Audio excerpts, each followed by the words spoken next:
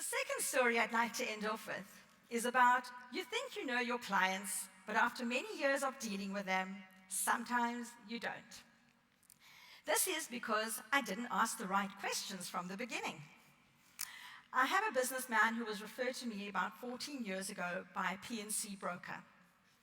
He was referred to me specifically because he wanted to put a group benefits plan for his 4 employees into his business.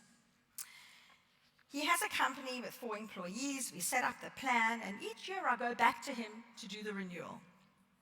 And as I go back each year, I notice that the plan is increasing. He told me one day in passing that he was getting married. Great. That opened the discussion for personal insurance. I set him up with insurance as well as his fiancée.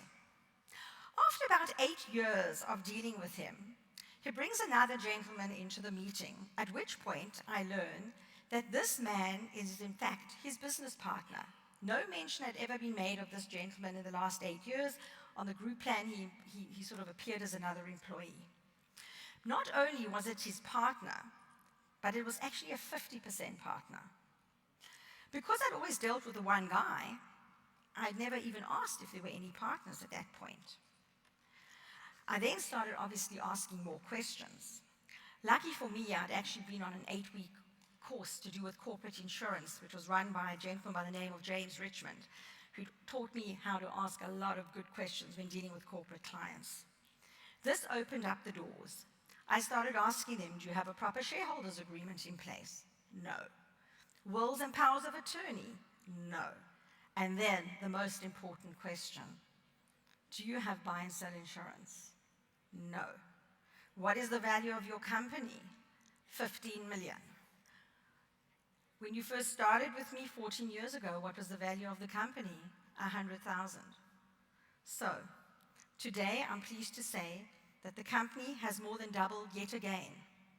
The second partner has also got married and also had a family.